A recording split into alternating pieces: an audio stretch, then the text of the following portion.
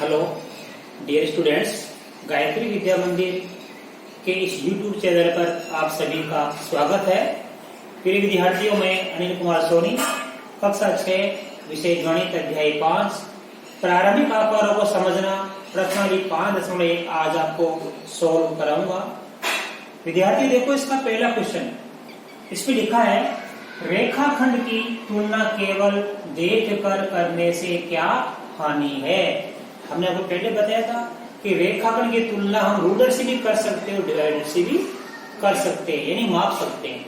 Ruler नहीं, पैमाना, scale. लेकिन रेखाखंड की तुलना केवल देखकर करने से क्या नहीं है, देख के ही करने से क्या नहीं होगी।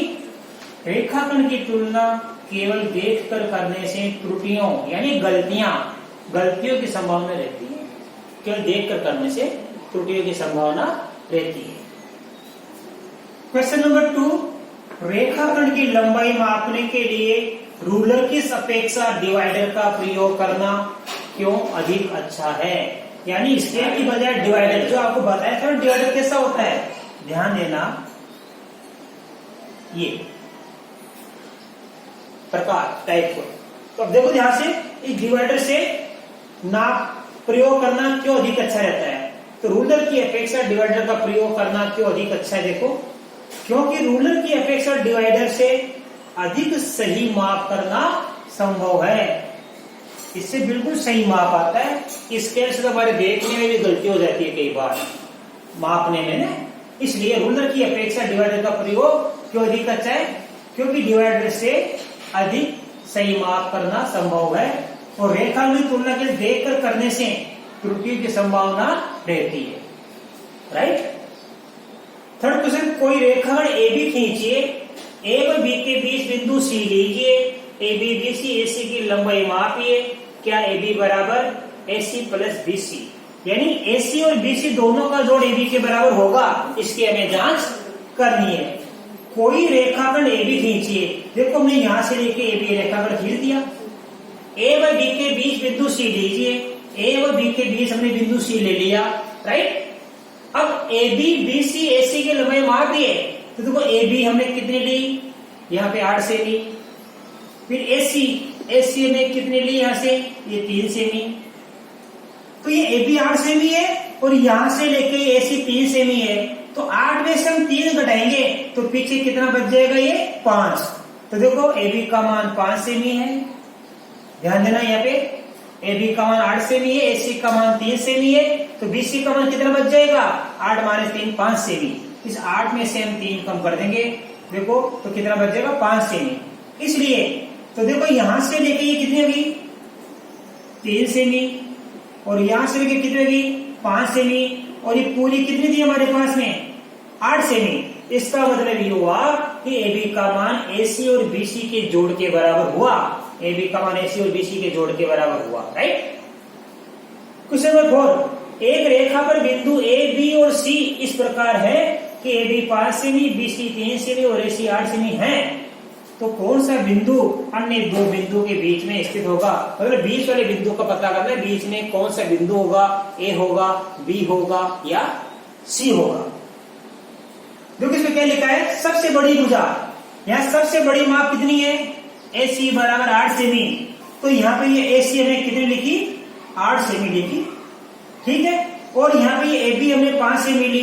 AB कितनी ली हमने, ये AB यहाँ से 5 सेमी ली, और BC कितनी ली हमने, यहाँ से 3 सेमी ली। ठीक है। इसका मतलब क्या हुआ कि सबसे बड़ी भुजा AC यहाँ पे कितनी दे रखी है, 8 सेमी। तो सबसे बड़ी भुजा AC है, 3 बिंदु कौन से हैं, ABC है, और सबसे बड़ी भुजा कौन सी ली हमने, AC। तो बीच में कौन सा बिंदु आया, ये बीच में बिंदु B आएगा। राइट। ध्यान देना, यहां सबसे बड़ी भुजा AC है, इसलिए मध्य में बिंदु कौन सा आएगा, B। तो हमने लिखा, इसलिए बिंदु B A व C के बीच में स्थित होगा। ये बिंदु B A और C के बीच में स्थित होगा। राइट। क्वेश्चन नंबर 5, ये हमारी एक आकृति है। इस आकृति में क्या D AG का मध्य बिंदु है। हमें जांच करनी है D कि इस AG का मध्य बिंदु है या नहीं। तो देखिए, सबसे पहले हम यहां से लेके AG की माप ज्ञात करेंगे। तो रेखाखंड AG की लंबाई, यहां से लेके देखो AG की लंबाई कैसे क्या करेंगे, जी की माप, यहां से लेके पूरी जी की माप है और यहां से लेके ये ए की माप है। तो जी की माप में से घटाएंगे ए की माप, जी की माप 7, ए की माप 1, ये जी की माप 7, ए की माप 1, 7 में 1 गया तो कितना बच गया यहां से लेके पूरा, ये 6 सेमी। ये कितना सेमी बच गया? 6 सेमी। तो इस एजी की माप कितनी आ गई? 6 सेमी।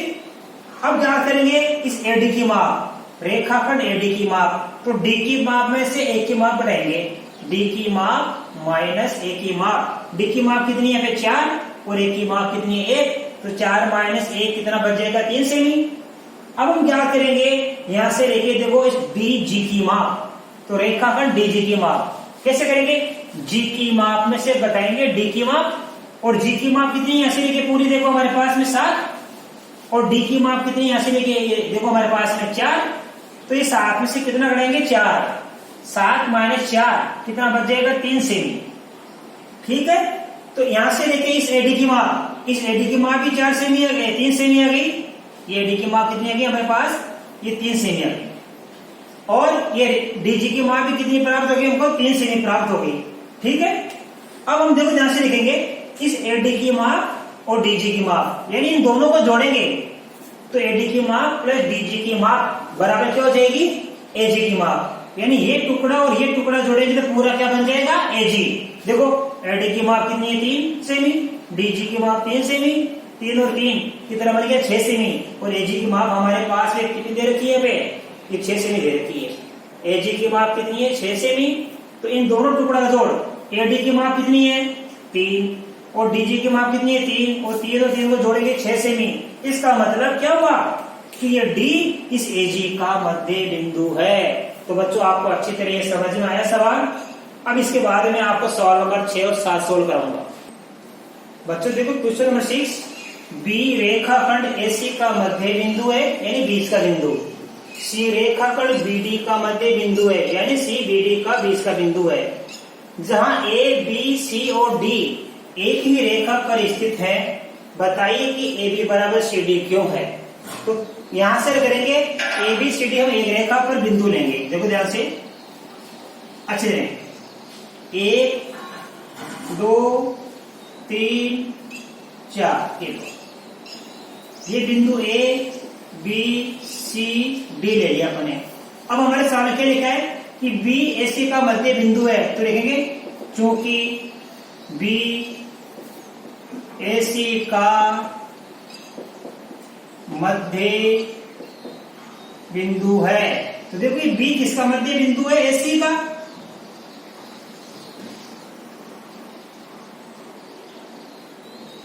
ये बी किसका मध्य बिंदु है? एसी का। इसका मतलब हो गया कि ये ए बी और बीसी बराबर हो गई। ये ए बी और बीसी क्या हो गई? बराबर। समझना, ए बी बराबर क्या हो गया? बीसी। ये 1 नंबर का समीकरण बन गया। अब देखो सी रेखाखंड बीडी का मध्य बिंदु है, सी बीडी का मध्य बिंदु है। ये सी किसका मध्य बिंदु है? इस बीडी का। इसका मतलब बीसी बराबर सीडी हो गया। ये सीडी बराबर क्या हो गया? ये बीसी हो गया। सीडी बराबर क्या हो गया? बीसी। ये समीकरण नंबर 2 हो गया। अब देखो समीकरण 1 व 2 से क्या लिखा? ए बी बराबर बीसी, ए बी बराबर बीसी, और इसमें क्या? बीसी बराबर सीडी, तो ए बी ये रहा, और ये बीसी, ये रहा बीसी, और ये रहा सीडी। तो तीनों बराबर हो गई। ए बी बराबर बीसी बराबर सीडी, तीनों बराबर हो गई। इसलिए ये ए बी किसके बराबर हो जाएगा? सीडी के। इसलिए ए बी बराबर सीडी है। तो आपको समझ में आ गया कि ए बी बराबर सीडी क्यों है? क्यों? क्योंकि ये ए बी, ये बीसी और सीडी तीनों ही बराबर है। इसका मतलब ए बी बराबर क्या हो गया? सीडी है। ये हमारा आंसर आ गया। इसके बाद में बच्चों हम अब सवाल नंबर 7 सोल्व करेंगे। देखो बच्चों क्वेश्चन नंबर 7, 5 त्रिभुज खींचिए, उनकी भुजाओं को मापिए, जांच कीजिए कि 2 भुजाओं का योग तीसरी भुजा से सदैव बड़ा होता है। ये हमने 5 त्रिभुज बना लिए एबीसी, ठीक है। आप कोई सी बना सकते हो। 5 त्रिभुज हमने बना लिए। नाप लिया 3 semi, 4 semi, 5 semi, 6, 8, 10 semi, 2, 3, 4 semi, 6, 7, 8 semi, ये 4, 5, 7 फीट नाप आप कोई भी दे सकते हो। अब देखो हमें जांच करनी है, दो भुजाओं का योग तीसरी भुजा से बड़ा लाना है। तो देखो AB और BC को जोड़ूंगा, AB और BC को जोड़ूंगा, ये AB और BC, AB प्लस BC बड़ा होगा, ये बड़ा का चिन्ह है, ये चिन्ह किसका बड़ा का? तो AB और BC बड़ी AC से, तो देखो AB का मान कितना है? देखो इस AB का मान 3 सेमी, ये रहा BC, इस BC का मान 1 में कितना 4 सेमी, तो 3 और 4 7 हो गया। और देखो AC का मान कितना 5, इन दोनों का जोड़ इससे अधिक है, 3 और 4 7, 7 5 से बड़ा होता है, तो दोनों का जोड़ 5 से बड़ा। नंबर 2, इसमें देखो ये AB प्लस BC, सभी में AB प्लस BC लिखा मैंने, AB प्लस BC बड़ा है किससे? AC से। तो देखो यहाँ 6 और 8 जोड़ेंगे, 6 और 8 जोड़ेंगे कितना हो गया? 14, 14 किससे बड़ा है? 10 से। और यहाँ देखो 2 और 3 को जोड़ूंगा, 2 और 3 जोड़ दिया कितना गया? 5, और 5 इस 4 से बड़ा है। यहाँ 6 और 7 को जोड़ूंगा, 6 7 13, और ये 13 8 से बड़ा होता है। और ये देखो यहाँ ये 5 और 7 को जोड़ूंगा, तो 5 और 7 12 हो गया, ये 12 किससे बड़ा हो गया? यहाँ पे 4 से।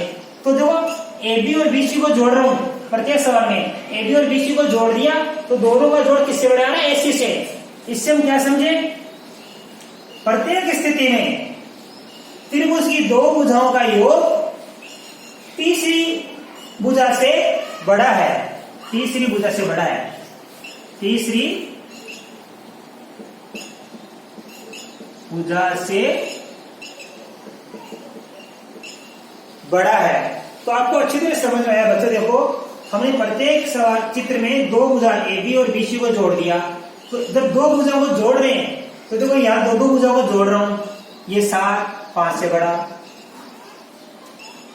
ठीक है। प्रत्येक स्थिति में त्रिभुज की दो भुजाओं को जोड़ने पर दो भुजाओं का योग क्या आ रहा है? दो भुजाओं का योग तीसरी भुजा से अधिक आ रहा है। अब आपके समझ में आ गया कि त्रिभुज की दो भुजाओं का योग तीसरी भुजा से हमेशा बड़ा होता है।